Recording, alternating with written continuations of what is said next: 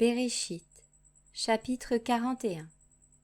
Mais il arriva qu'au bout de 2 ans entiers, Pharaon eut un rêve, et il lui semblait qu'il était près du fleuve. Et voici 7 jeunes vaches belles à voir, grasses de chair, montèrent hors du fleuve et se mirent à paître dans les prairies.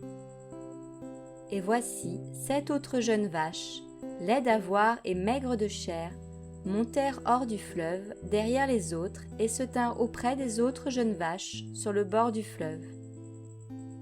Les jeunes vaches, laides à voir et maigres, mangèrent les 7 jeunes vaches, belles à voir et grasses. Alors Pharaon s'éveilla. Il se rendormit, et il eut un second rêve.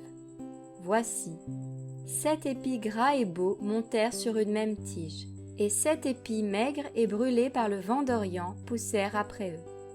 Les épis maigres engloutirent les épis gras et pleins, et Pharaon se réveilla. Voilà que c'était un rêve.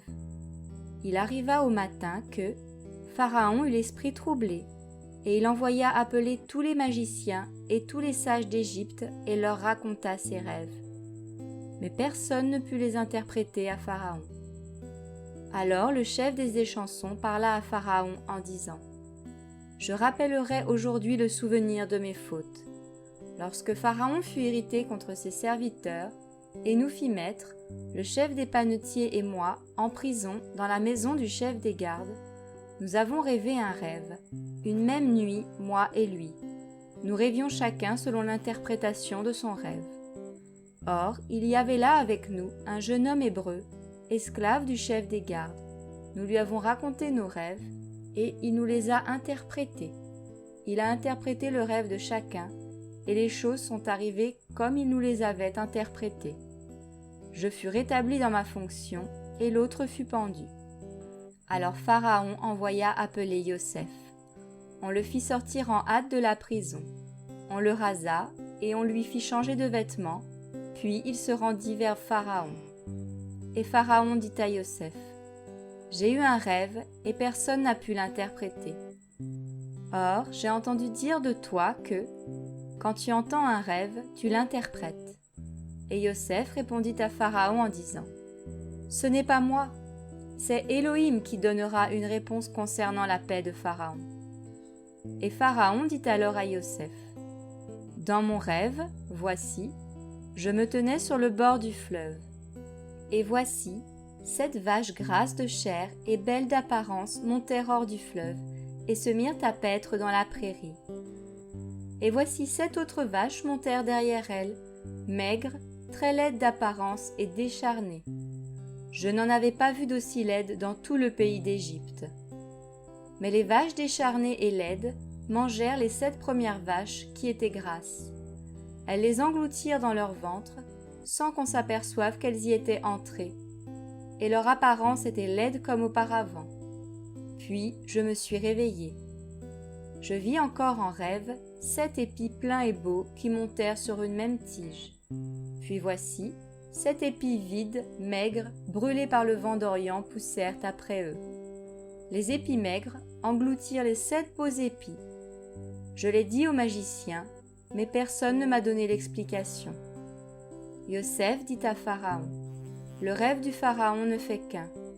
Élohim indique au Pharaon ce qu'il va faire. Les 7 vaches belles sont 7 années, et les 7 épis beaux sont 7 années. C'est un seul rêve. Les 7 vaches décharnées et laides qui montaient derrière les premières sont 7 années, tout comme les 7 épis vides brûlés par le vent d'Orient. Ce sont 7 années de famine. Ainsi, comme je viens de le dire à Pharaon, Élohim a fait connaître à Pharaon ce qu'il va faire. Voici, il y aura 7 années de grande abondance dans tout le pays d'Égypte. 7 années de famine viendront après elles, et l'on oubliera toute cette abondance au pays d'Égypte. La famine consumera le pays.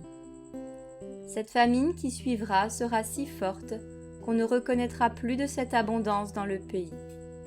Si le rêve s'est répété 2 fois au Pharaon, c'est que la chose est arrêtée de la part d'Élohim et qu'Élohim se hâtera de l'exécuter. Or maintenant, que Pharaon choisisse un homme intelligent et sage et qu'il l'établisse sur le pays d'Égypte. que Pharaon l'établisse et institue des commissaires sur le pays, et qu'ils prennent la 5e partie du revenu du pays d'Égypte durant les 7 années d'abondance, qu'il rassemble tous les produits de ces bonnes années qui viennent, qu'il fasse, sous l'autorité de Pharaon, des amas de blé, des provisions de nourriture dans les villes, et qu'il en ait la garde. Ces provisions de nourriture seront en réserve pour le pays durant les 7 années de famine, qui seront dans le pays d'Égypte, afin que le pays ne soit pas consumé par la famine. Et la chose fut bonne aux yeux du Pharaon et aux yeux de tous ses serviteurs. Et Pharaon dit à ses serviteurs, « Pourrions-nous trouver un homme semblable à celui-ci, qui a l'esprit d'Élohim ?» Et Pharaon dit à Yosef, « Puisqu'Élohim t'a fait connaître toutes ces choses, il n'y a personne qui soit aussi intelligent et aussi sage que toi. Tu seras sur ma maison, et tout mon peuple obéira à ta bouche. Je serai seulement plus grand que toi par le trône. » Pharaon dit encore à Yosef, « Regarde, je t'établis sur tout le pays d'Égypte. » Alors Pharaon ôta son anneau de sa main et le mit à la main de Yosef. Il le fit revêtir d'habits de fin lin et lui mit un collier d'or au cou. Il le fit monter sur le char qui suivait le sien, et on criait devant lui, « À genoux !» Et il l'établit sur tout le pays d'Égypte. Et Pharaon dit à Yosef, « Je suis Pharaon, et sans toi, personne ne lèvera la main ni le pied dans tout le pays d'Égypte. » Pharaon appela Yosef du nom de Tsaphnat Paénéach, et il lui donna pour femme Asnath, fille de Potiphéra, prêtre d'On. Et Yosef alla visiter le pays d'Égypte. Yosef était âgé de 30 ans lorsqu'il se présenta devant Pharaon, roi d'Égypte. Il quitta Pharaon et parcourut tout le pays d'Égypte. Et la terre rapporta très abondamment pendant les 7 années de fertilité. Yosef rassembla tous les produits de ces 7 années dans le pays d'Égypte. Il fit des provisions de nourriture dans les villes, mettant dans l'intérieur de chaque ville les productions des champs d'alentour. Ainsi, Yosef amassa du blé comme le sable de la mer, en si grande quantité qu'on cessa de le compter, parce qu'il était sans nombre. Avant les années de famine, il naquit à Yosef 2 fils, que lui enfanta Asnath, fille de Potiphéra, prêtre d'On. Yosef donna au premier-né le nom de Ménaché, parce que, dit-il, Élohim m'a fait oublier toute ma peine et toute la maison de mon père. Et il donna au second le nom d'Éphraïm, parce que, dit-il, Élohim m'a fait porter du fruit dans le pays de mon affliction. Alors finirent les 7 années de l'abondance qui avait été dans le pays d'Égypte. Et les 7 années de famine commencèrent à venir.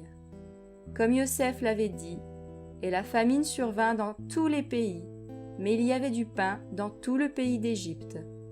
Ensuite, tout le pays d'Égypte fut affamé, et le peuple cria à Pharaon pour avoir du pain.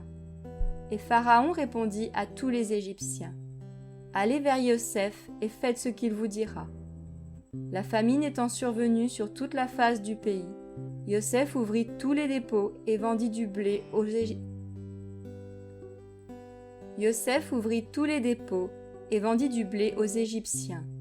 La famine augmentait dans le pays d'Égypte. On venait de tous les pays jusqu'en Égypte pour acheter du blé auprès de Yosef, car la famine était très grande sur toute la terre.